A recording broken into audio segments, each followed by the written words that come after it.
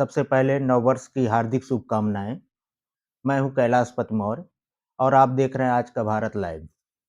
मैं सभी दर्शकों को बताना चाहता हूँ कि 1 माह बाद बोर्ड परीक्षा आने वाली है, जिसकी तैयारी हर परीक्षार्थी पूरे तन और मन से लगकर करता है।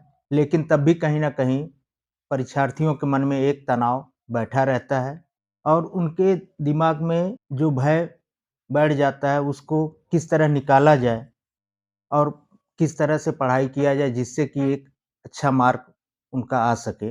इन्हीं सब समस्याओं को देखते हुए हमारा चैनल आज का भारत लाइव एक विशेष प्रोग्राम लेकर आया है, जिसका नाम है मेरी परीक्षा मेरी तैयारी। इस कार्यक्रम के माध्यम से हम सभी दर्शकों को बताएँगे कि परीक्षा की तैयारी किस प्रकार से की जाए।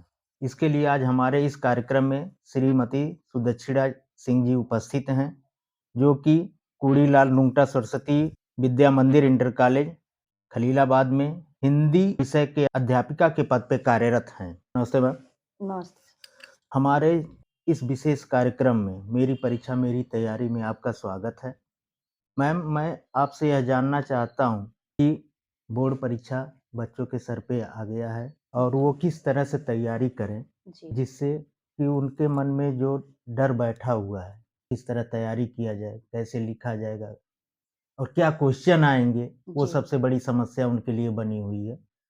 तो उसके समाधान के लिए क्या किया जाए जिससे कि उनके अंदर जो डर बैठा हुआ है वो निकल जाए मैम? सबसे पहले तो मैं आपको बहुत-बहुत धन्यवाद दे रही हूँ कि आपने इस प्रोग्राम में मुझे एक अवसर प्रदान किया, जिससे मैं बच्चों के अंदर जो भय है, मान लीजिए मैं तो ये नहीं कहूँगी कि उनकी भय को संपूर्ण समाप्त कर लूँगी, जी। लेकिन मैं कुछ तो इतना प्रयास करूँगी ही जी, कि जी। जहाँ से हमारे बच्चे जो परीक्षा में बैठ रहे हैं, वो परीक्षा को एक उत्सव समझें। जैसे संपूर्ण पर्व और उत्सव में वह प्रतिभाग करते हैं, जी। उसी तरह से परीक्षा को भी एक उत्सव समझ करके उसमें सम्मिलित हों, क्योंकि जब प्रसन्न रहते हैं तब हम बहुत अच्छा काम करते हैं और जब हम दबाव लेते हैं किसी चीज़ का, तो हमारा काम अच्छा नहीं होता है। हिंदी तो हमारी मातृभाषा है, सामान्यतः इसी को हम अच्छे से जानते हैं और इसी अच्छे से जानने के लिए इसको लोग इतनी सरल समझ लेते हैं कि इस पर जो विशेष तैयारी होनी चाहिए सर, वो जी। विशेष तैयारी उनकी नहीं हो पाती है। उसमें जो व्याकरणनिष्ठ व्याकरण की जैसे व्याकरण से उनकी मात्रा, वर्तनी की शुद्धता जी, और जी। लिखते समय कहाँ की मात्रा में कहाँ छोटी होनी चाहिए, की होनी चाहिए, कहाँ की होनी चाहिए, इसका ध्यान नहीं दे पाते हैं। जैसे आदर सम्मान के लिए बहुवचन का प्रयोग किया जाता है, जी इसका भी हाँ। वह ध्यान नहीं दे पाते हैं। तो हम व्याकरण का भी ध्यान भूल जाते हैं और उसमें कुछ और भी विशेष बातें हैं। अब इस समय उनकी परीक्षा यूपी बोर्ड की पूर्वानुमानित प्री बोर्ड की परीक्षा चल रही है। जी मैम। परीक्षा में 4 तरह के प्रश्न आते हैं। सबसे जी। पहले आता है ऑब्जेक्टिव प्रश्न, यह बहुविकल्पीय प्रश्न, जिसके हर प्रश्न के 4 ऑप्शन होते हैं और 4 में से एक ही उनका केवल उस क्वेश्चन का आंसर सही होता है, जी। बाकी सब रॉन्ग होते हैं।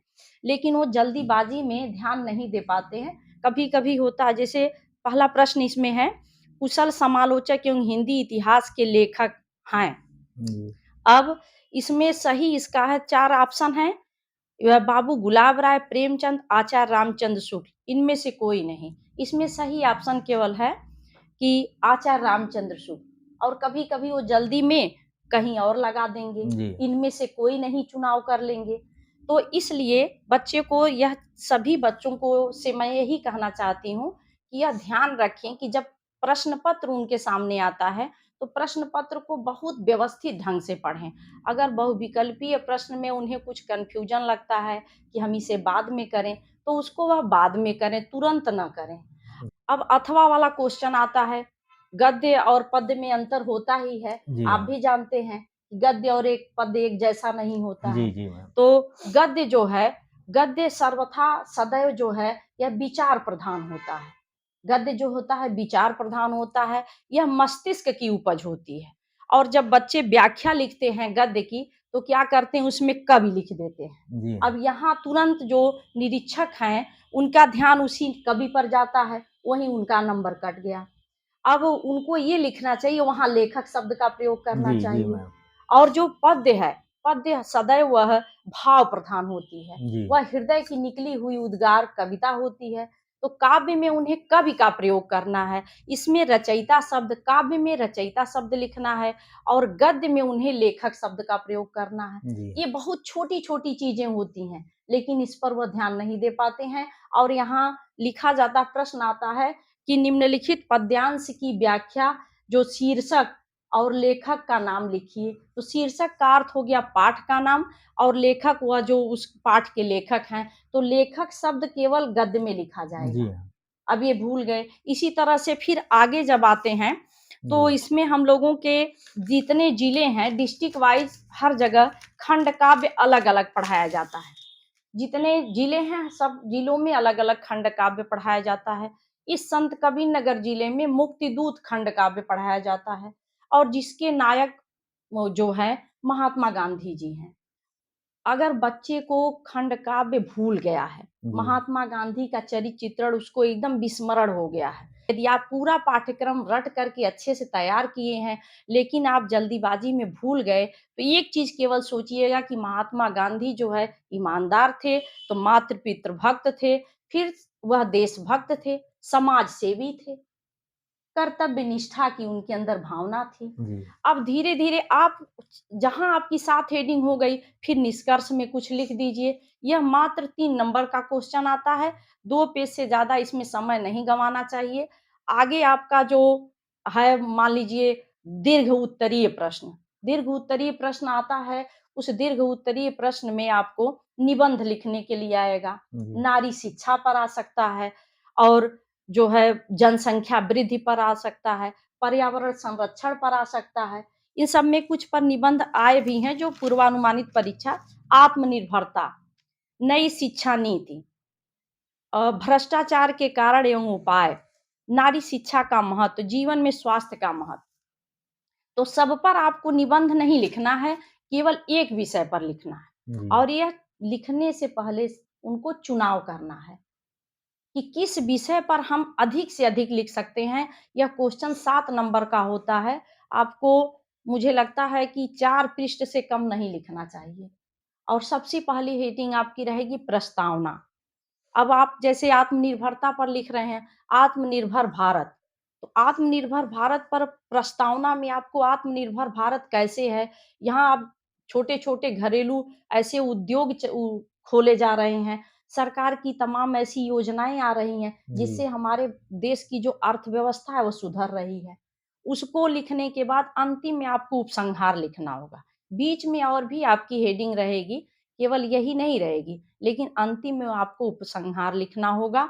तो तो उपसंहार में मैडम क्या लिखना उपसंहार रहेगा? के जैसे मान यह लीजिए जी, जी आपने कहा कि जो है ये उद्योग से संबंधित जी। है, तो उपसंहार में क्या डाला जाएगा? अब उपसंहार में ये डालेंगे जी। कि मतलब हमारा भारत जो है कैसे वह विकास करके आगे गया और कैसे वह तमाम योजनाओं को लागू कर रहा है। इन सबको कैसे हम अपने ग्रामीण मतलब गाँव तक पहुँचा सकते हैं और ऐसे व्यवसायी शिक्षा से हम कैसे आगे बढ़ सकते हैं, इन सबको उसमें डालना होगा। अर्थात सबका निचोड़ होता है जी, जी, उपसंहार, जी, जिसको हम निष्कर्ष भी कहते जी। हैं। हम लोग भी अपने परीक्षा देते समय हाई स्कूल में लिखे ही होंगे, लिखे ही थे और आप भी लिखे थे। तो हाँ, वही उपसंहार का अर्थ होता है निष्कर्ष, जी, जी, कि वही। संपूर्ण का निचोड़ क्या है, आप जो लिखे हैं। जी, तो यह जो है संपूर्ण और कंठस्थ श्लोक जो है, एक आता है कि अपनी पाठ्य पुस्तक से कोई कंठस्थ जो याद है आपको, जी हाँ, वह श्लोक लिखिए। आता है मैडम। तो क्या करते हैं भैया, अब हम देखती हूँ अधिकांश बच्चों की जब मैं कॉपी निरीक्षित करती हूँ, तो क्या करते हैं कि कोई हिंदी की कविता लिखने लगेंगे, पुष्प की अभिलाषा, चाह नहीं मैं सुरबाला के गहनों में गूँथा जाऊँ। श्लोक शब्द है तो आपको संस्कृत की लिखना है। जी, अगर आपको संस्कृत का नहीं याद है, कोई श्लोक आपको ध्यान में नहीं आ रहा है, तो एक कल्याण मंत्र है, सर्वे भवन्तु सुखिनः, सर्वे सन्तु निरामया, सर्वे भद्राणि पश्यन्तु, मा कश्चित् दुःख भाग् भवेत्। यह कल्याण मंत्र है, यह अकाट्य है, इसको कोई काट ही नहीं सकता और यह अगर आपकी परीक्षा में ऐसे आ भी नहीं सकता। तो इसलिए इसको आप लिख करके अपना 2 नंबर ले सकते हैं। जी। कविता एक एक कविता याद कर लेते हैं, लेकिन कहने का मतलब मैडम अभी किसी और भी उसी में आ जाता है कि जी, मान लीजिए कविता का अर्थ लिखने को आ गया, जी। तो उस कंडीशन में अगर बच्चा एक ही याद करेगा तो कैसे लिखेगा मैडम? जैसे कविता, जी। पहले तो भाई साहब इस तरह का प्रश्न नहीं आ रहे हैं। हाँ, प्रश्न जो है बदल गए हैं पैटर्न। अच्छा, तो अच्छा। अब जो है रेखांकित कर दिया जा रहा है। जी। जो पद्यांश आ रहे हैं, जी। पद्यांश मतलब वही कविता जी, जी। आ रही है, तो उसी में नीचे रेखांकित कर दिया जा रहा है कि रेखांकित अंश की व्याख्या कीजिए। एक लाइन का रहता है। अच्छा। एक लाइन का आधा लाइन का रह रहा है, तो हुँ। उसकी वो व्याख्या कर सकते हैं। अगर वो पढ़ेंगे 2 बार 3 बार तो उसकी व्याख्या वो कर सकते हैं, उनको कोई दिक्कत नहीं होगी। क्योंकि पहले जो रहता था जी, हाँ। और जैसे मान लीजिए रेखांकित अंश की व्याख्या कर लिए, लेकिन कविता में 4 चीज़ें लिखना बहुत आवश्यक होता है। जी। एक होता है काव्यगत सौंदर्य, जी, हाँ। काव्यगत सौंदर्य हेडिंग डाल कर के भाषा। अब भाषा में उनको लगेगा कि हम कैसे लिखें? तो देख लें सरल साहित्यिक खड़ी बोली अधिकांश लोगों की रहती है। जैसे रसखान जी की नहीं रहती है, गोस्वामी तुलसीदास जी की अवधी भाषा है, रसखान जी की नहीं रहेगी, मीरा जी की ब्रज भाषा है। बाकी सबके में सरल साहित्यिक खड़ी बोली लिख दें। अगर शैली उनको लगती है कि उपदेश दिया जा रहा है तो उपदेशात्मक शैली लिख दें। जी। विवेचना की जा रही है, वर्णन किया जा रहा है, वर्णनात्मक शैली हो गया। जी, जी। फिर रस, अगर सुंदरता का वर्णन किया गया है तो श्रृंगार रस हो गया। अगर श्रृंगार है तो उसके साथ उनका गुण जो है माधुर्य हो गया। तो इस तरह से कुछ चीजें, अलंकार जैसे एक वर्ड की आवृत्ति बार बार हो रही है तो अनुप्रास हो गया, जो आप अपनी पिछली कक्षाओं से पढ़ते चले आ रहे हैं। सबसे पहले तो परीक्षा का आपके ऊपर दबाव नहीं होना चाहिए। जी, मैम। हमेशा आप सकारात्मक चीज को अपनाइए और अपने पास पड़ोस, जब परीक्षा आपकी नजदीक हो तो ऐसे लोगों से काफी दूरी बना के रहिए जो आपको पीछे ले जाते हैं। कुछ लोग होते हैं देखते कहेंगे अरे ये क्या पढ़ेगा, ये क्या करेगा, ये तो कुछ नंबर नहीं ला सकता। तो ऐसे लोगों से आप दूरी बना करके रहें और परीक्षा का आप थोड़ा-सा भी अपने ऊपर दबाव ना बनाएँ। जीवन में बच्चों 2 पहलू होते हैं, एक सकारात्मक और एक नकारात्मक। हम सकारात्मक पहलू का ही सदैव चुनाव करें, जिससे हम अपने जीवन में आगे बढ़ सकते हैं। और जीवन में आगे बढ़ाने के जैसे हम 3 चीज़ अपने जीवन का मूल मंत्र है। हम कहाँ हैं, क्या कर रहे हैं और क्या करना चाहिए। हम कि कहाँ हैं, अगर हम विद्यालय में हैं, तो पूरी शिद्दत के साथ, पूर्ण मनोयोग के साथ हम विद्यालय में संपूर्ण जितनी हमारी घंटी है, सबको हम शिद्दत के साथ पढ़ें। जी, जी। अगर हम घर पर हैं, तो अपने घर पर जो हमें कार्य है या हमारा जो पढ़ाई-लिखाई जो भी हम अपना समय सारणी बनाए हैं, टाइम टेबल बनाए हैं, उसके अनुसार हम पढ़ाई करें, खेलें भी, खेलना भी जीवन शरीर के लिए आवश्यक होता है, हाँ, वो तभी तो है हमारा मैम। शरीर स्वस्थ होगा। बच्चों के लिए तो काफ़ी ज़्यादा आवश्यक है। तो हम अपनी समय सारणी को हमारे जीवन में बहुत दिनचर्या जो हमारी है, जीवन में बहुत महत्व रखती है। लेकिन कहाँ हैं, क्या कर रहे हैं और क्या करना चाहिए, आपको बहुत ध्यान रखने वाली बात है। इसी से हम अपने जीवन में आगे जाते हैं और मैं एक हिंदी की आचार्य हूँ, इसलिए कल जो है कुछ थोड़ी बहुत जो लिख पाई हूँ, छोटी-मोटी कविताएँ लिखती हूँ, बहुत बड़ी तो विदुषी नहीं हूँ, लेकिन छोटी-मोटी लिखती रहती हूँ। विषय हूँ मैं सरल पर मात्रा में जटिल हूँ, तनिक-तनिक की लघुता से मैं बदलती अपनी रूप हूँ, तनिक-तनिक की लघुता से मैं बदलती अपनी रूप हूँ। स्वीकार करे जो हृदय लगाते, आती उसको खूब हूँ, गलत-गलत जो बोलते, उससे बहुत मैं दूर हूँ। जो मेरा अशुद्ध उच्चारण करता है, जी, उससे जी। मैं बहुत दूर हूँ। सही है मैम। व्याकरण थोड़ा कठिन है, व्याकरण थोड़ा कठिन है, मैं कविता से मशहूर हूँ, पर मैं कविता से मशहूर हूँ। जो पढ़ लिख लेगा मुझको, उसके लिए मैं सुकून हूँ। जी। जो पढ़ लिख लेगा मुझको, उसके लिए मैं सुकून हूँ। तो हमारी जो मातृभाषा हिंदी है, इसको लेकर के घबराना नहीं चाहिए। जैसे सभी विषय पर आप बहुत ज़्यादा समय देते हैं, लेकिन हिंदी के साथ थोड़ा-सा नाइंसाफ़ी कर देते हैं बच्चे। लेकिन मैम यही जी, तो बात है, नाइंसाफ़ी तो करते हैं बच्चे, जी, लेकिन मैडम ये क्यों करते हैं आखिर बच्चे? ये अन्य विषयों को ज़्यादा ध्यान से पढ़ते हैं, लेकिन हिंदी को क्यों नहीं पढ़ते मैम? और बात हिंदी के ही विषय में लोग कमज़ोर होते हैं अक्सर। जी हाँ, ये तो बात आपने बहुत सही प्रश्न किया है। सर ऐसा होता है कि हिंदी हमारी मातृभाषा जी। है। जन्म से हम इसको बोलते, सुनते चले आ रहे हैं। जैसे हम स्वप्न भी अपनी मातृभाषा में ही देखते जी, हैं जी। और हिंदी हमारी मातृभाषा है। तो इसको जन्म से कहते हैं हिंदी क्या? इसको तो हम पढ़ लेंगे, इसके लिए समय ही नहीं देते हैं। जैसे 100 नंबर का सब है, जी। जो हाई स्कूल में 600 का पूर्णांक है, जी, तो जी। सारे सब्जेक्ट 100 नंबर के, वैसे हिंदी भी 100 नंबर का, जी हाँ। 100 पूर्णांक इसका भी है, लेकिन वो नहीं कर पाते हैं, कहते हैं अभी पढ़ लूँगा, याद हो जाएगा, लेकिन लिखते समय मात्रा वर्तनी की अशुद्धता हो जाती है, जिस पर उन्हें थोड़ा-सा, लेकिन ये चीज़ है, कभी आप बहुत दबाव मत दीजिए, हिंदी उदार भी है, आपको नंबर आपका नहीं कटेगा। अगर जीवन परिचय के लिए, अभी इस विषय थोड़ा-सा ये छूट गया, जीवन परिचय, जैसे जीवन परिचय में है 5 नंबर का आता है, जी मैम। 3 जीवन परिचय गद्य से आता है और 3 पद्य से आता है। तो 3 में आपके गद्य में जो हैं, वह आचार्य रामचंद्र शुक्ल और राजेंद्र प्रसाद, डॉक्टर राजेंद्र प्रसाद, भगवत शरण उपाध्याय, ये तीनों लोग एक-एक साल बाद, क्या हर साल ये लोग रिपीट होते हैं। इन लोगों का जीवन परिचय आप तैयार करें, और पद्य में गोस्वामी तुलसीदास जी हैं। गोस्वामी तुलसीदास जी का जीवन परिचय आप कभी मत भूलें और व्यवस्थित याद करें। जैसे उनकी भाषा शैली क्या थी, उनकी 12 प्रामाणिक रचनाएँ हैं, रामचरितमानस जो है, उनका प्रमुख रचना है, जी, जी। जो संपूर्ण विश्व में प्रसिद्ध है, जी। सर्वश्रेष्ठ कृति है। तो इस तरह से संपूर्ण रचना को, उनको 12 प्रामाणिक रचनाएँ हैं, जैसे कवितावली, गीतावली, दोहावली, विनय पत्रिका, रामलला नाचू, इस तरह से करके आप उस उनकी रचनाओं को आप ज़रूर लिखें। तो भाषा शैली उनकी क्या है, उनकी रचनाएँ क्या-क्या हैं, तो इस तरह जब हेडिंग डाल-डाल के लिखेंगे, तो निरीक्षक का ध्यान उधर सर ज़रूर जी, जाएगा जी। और उनको अच्छे मार्क्स मिलेंगे। ऐसा नहीं है कि नहीं, उनका मार्क्स कट जाएगा। महादेवी वर्मा जी हैं, जी जो हाँ। विरह की गायिका कही जाती हैं, आधुनिक या मीरा के नाम से विख्यात हैं।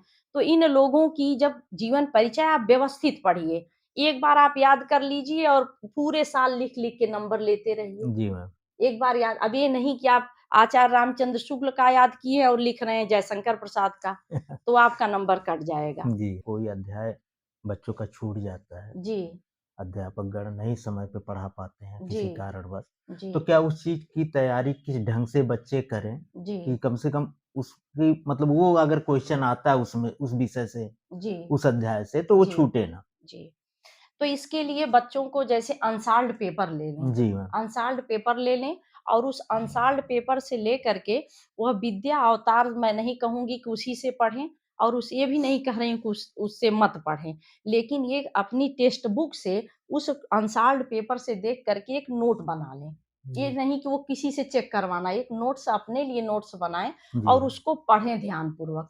उस नोट्स से अगर ये पढ़ेंगे, तो कभी वह उनका क्वेश्चन नहीं छूटेगा। और जो वह उनका उससे देख लेंगे जो किसी साल में पूछा गया, अनसाल्ड में वही सब रहता है। जी हाँ। तो जो किसी न किसी सत्र में पूछा जाता है, वो अक्सर आ जाता है। अब जो 2025 में इनके पूछा जाएगा, मुझे लगता है 23 में वो ज़रूर कुछ न कुछ क्वेश्चन उसमें से रिपीट होंगे। जी। 2023 वाले क्वेश्चन ज़रूर रिपीट होंगे। तो इसलिए उनका, मुझे नहीं लगता है कि उनका छूट पाएगा इस तरह से, जी हाँ। अगर करते हैं तो। तो मतलब जैसे मान लीजिए मैडम अनसॉल्व होता है जो जी, क्वेश्चन पेपर जो आता है, जी। तो उसमें क्या 1 साल गैप करके दिया जाता है ज़्यादा से ज़्यादा हाँ, क्वेश्चन? अधिकांश 1 साल, 2 साल गैप करके वो रहता है। 1 साल तो गैप कर किया ही जाता जी, है। जी। 1 साल उसमें बैक करके फिर वो भेजते हैं क्वेश्चन, तब इसके बाद रिपीट करते हैं। जी। डेली हर साल वही क्वेश्चन कंटिन्यू, वह नहीं रिपीट होता है। सभी बच्चों को बहुत-बहुत मेरी शुभेच्छा है कि वह अपनी परीक्षा में एकदम दबाव से, तनाव से मुक्त होकर के पेपर दें, और यूपी बोर्ड के मेरिट में उनका नाम हो, यही मेरी शुभ इच्छा है, और आपके उज्जवल भविष्य की मैं कामना करती हूँ। हमारे चैनल पर कुछ फ़ोन नंबर दिखाए जा रहे हैं। जिन भी परीक्षार्थियों को परीक्षा से संबंधित कोई समस्या आ रही हो, तो आप इन नंबरों पर संपर्क कर सकते हैं।